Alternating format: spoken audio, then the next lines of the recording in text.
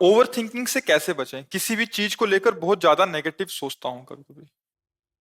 तो आप क्या सिखाते हैं लोगों को? लोगों को महाराज जी मैं सिखाता हूँ कि मतलब आप यूट्यूब से कैसे सोशल मीडिया से रोजगार कर सकते हैं। बच्चा, परम विश्राम जब तक मन को नहीं मिलेगा तब तक ये कभी शांत होने वाला नहीं। चाहे आप 100 करोड़ रुपया रोज कमाने लगे, 100 करोड़ रुपया रोज कमाने लगे, चाहे आप हजारों लाखों विषय भोग रोज भोगने लगे, तो भी आपकी ओवर थिंकिंग रुकने वाली नहीं। समझ पा रहे हो या इसमें आपको कोई संशय है? नहीं। 100 रुपए की मांग, फिर 1000 रुपए की मांग, फिर 1 लाख की मांग, फिर करोड़ की मांग, फिर अरब की मांग, ये बढ़ती ही चली जाएगी। इसकी पूर्ति नहीं होती कभी, आज तक किसी की नहीं हुई। इतिहास साक्षी है। उसी की पूर्ति होती है जिसको अध्यात्म का ज्ञान हो जाता है। उसके अंदर ये वृत्ति आती है, जथा लाभ संतोष सदा, काहू सो कछु न चाहोंगो, परहित निरत निरंतर मन क्रम, वचन नेम निबहोंगो, कबहू कहो या रहा निरहोंगो। जिसमें हम अपने विचारों पर शासन कर सकते हैं, हम अपने मन को शांत कर सकते हैं। वो रुपया नहीं होता, वो भोग सामग्री नहीं होती, वो अध्यात्म होता है। आप इस बात को स्वीकार करते हैं? जैसे आपका मन कह रहा है कि ये शरीर भोगने को मिल जाए, तो उस शरीर को कोई भोग रहा है, या आपको ही मिल जाए, तो कुछ दिनों बाद आपका मन किसी और शरीर को भोगने की मांग करेगा। फिर किसी दिन और, फिर और ओवर थिंकिंग, ये सोच बढ़ती ही चली जाएगी आपकी, कभी रुकने वाली नहीं। ये रुकेगी तो एकमात्र श्री भगवान का आश्रय लेकर अध्यात्म ज्ञान नाम जप के द्वारा रुकेगी।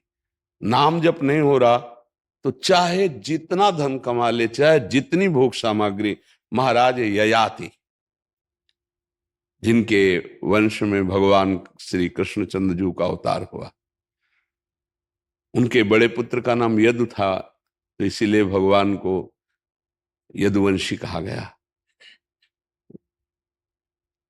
उन्होंने अपने जीवन का परम पावन समय भोग में लगाया।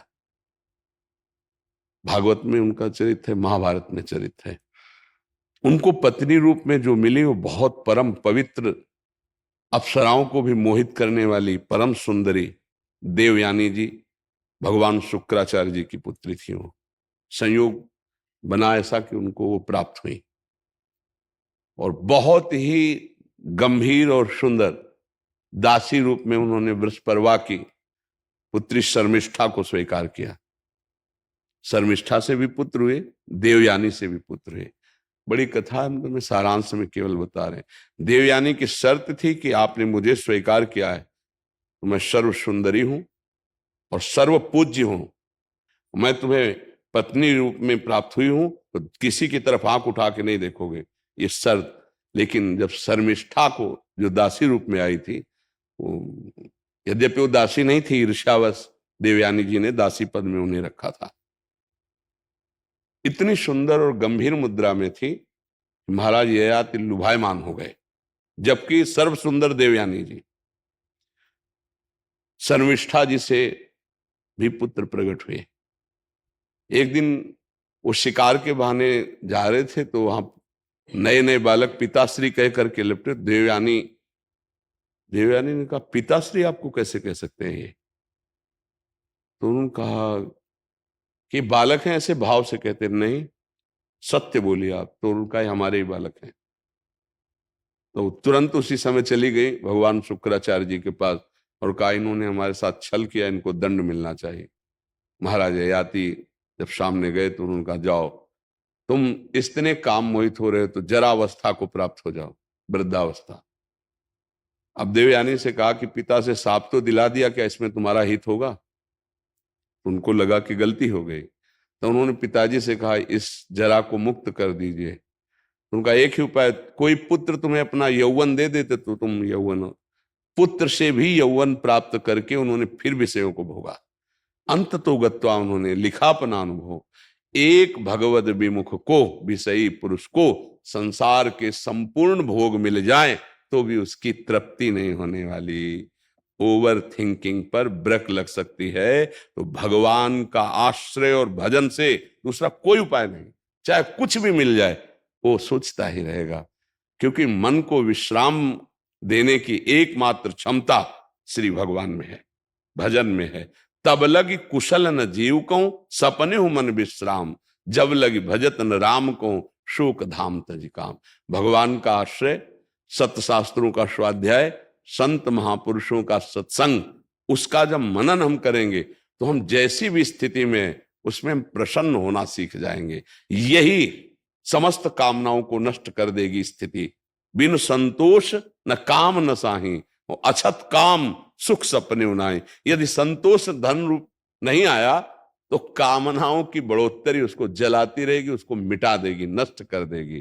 तो ओवर थिंकिंग से बचने के लिए भगवान का आश्रय, सत्संग और नाम जप, ये 3 बातें यदि जीवन में आ जाए तो बहुत आनंद आ जाएगा, मन प्रसन्न रहेगा, विश्राम को प्राप्त हो जाएगा। अगर अध्यात्म से नहीं जुड़ा है तो हमें एक उदाहरण बता दो कोई, जो अभी तुम्हें वर्तमान में दिखाई दे रहा हो, लेकिन बाहरी बात को लेके नहीं। तुम बाहरी बात को लेके और हम यहाँ आंतरिक बात को लेके, जैसे तुम प्रश्न करते हो ऐसे आंतरिक स्थितियां यहाँ सबकी आती हैं। बड़े बड़े धनी मानी पदाधिकारी सब, और उनसे संभाषण होता है तो हमें सब पता चल जाता है।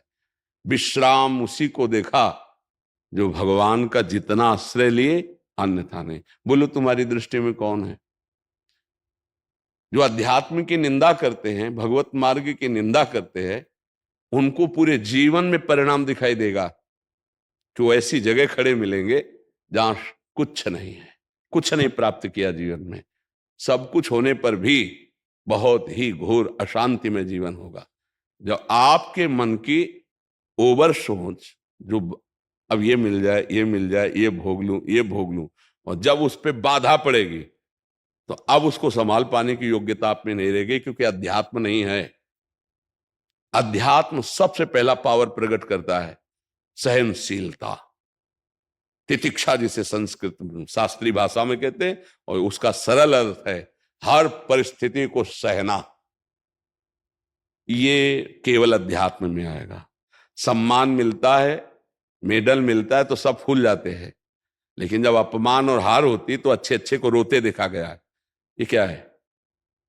एक पक्ष को, सम्मान को, जीत को, लाभ को, सुख को तो तुमने अपना माना उसे, और जब दुख आया, अपमान आया, हार आई, तब वो ऐसे मुस्कुराते तो तुम्हें पता चलता कि उत्साह संपन्न करना किसे कहते हैं। और वो केवल अध्यात्म से हो सकता, प्रकृति से नहीं हो सकता। इसीलिए अध्यात्म के बिना सही मोटिवेशन स्थायी नहीं हो सकता। सही उत्साह अध्यात्म से मिलता है, जो अपनी इंद्रियों को काबू में करके फिर चले, चाहे गृहस्थ हो चाहे विरक्त हो। इंद्रियां काबू में है, मन तुम्हारे अधीन है, तो विश्व में तुम हर समय विजयी रहोगे। कोई भी द्वंद्व तुम्हें, हार जीत, सुख दुख, लाभ हानि, ये परास्त नहीं कर पाएगा। देखो भगवान श्री कृष्ण जैसा कोई मोटिवेशन करने वाला होगा क्या? वो कह रहे हैं सुख दुखे समय कृत्वा लाभा लाभो जया जयो। ऐ कर्मयोगी, सुख दुख में समान, लाभ हानि में समान, जय पराजय में समान। अगर इनका मोटिवेशन स्वीकार कर ले तो वो सदैव प्रसन्न रहेगा। ये हैं, देखो जगत गुरु भगवान श्री कृष्ण बोल रहे हैं, मात्रा स्पर्शास्तु कौन्तेय शीतोष्ण सुख दुखदा आगमा पाइनो नित्य तास्तितिक्षस्व भारत। ये अनित्य है, नाशवान है, काम क्रोध लोभ मोह मद मत्सर मान अपमान, इनके आने जाने में तो दुखी सुखी मत हो। सम धारण कर, समता को धारण कर, व्यथित मत हो। जो नहीं व्यथित होता वही परम पद का अधिकारी होता है। यम ही न व्यथ्यन्ते ते पुरुषम पुरुषर्षभ सम दुखा सुखाधीरम स्वमृतत्वाय कल्पते। बिना अध्यात्म के बच्चा ना तो ओवर थिंकिंग को रोका जा सकता है, और ना हम शांत हो सकते हैं, ना हम प्रसन्न हो सकते हैं। हाँ, हर्षित हो सकते हैं तो परिणाम में शोकित होना पड़ेगा।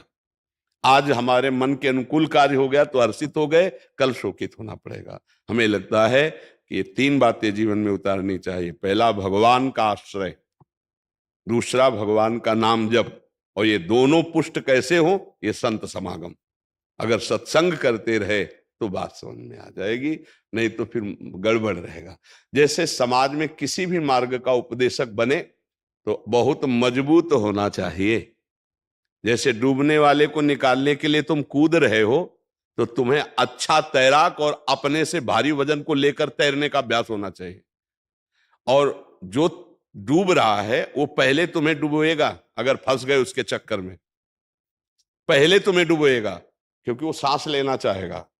तो बहुत बचा के, तो मोटिवेशन देने के लिए पहले अपने को इतना मजबूत रखना चाहिए कि कोई भी परिस्थिति हमारे उत्साह को ना नष्ट कर दे।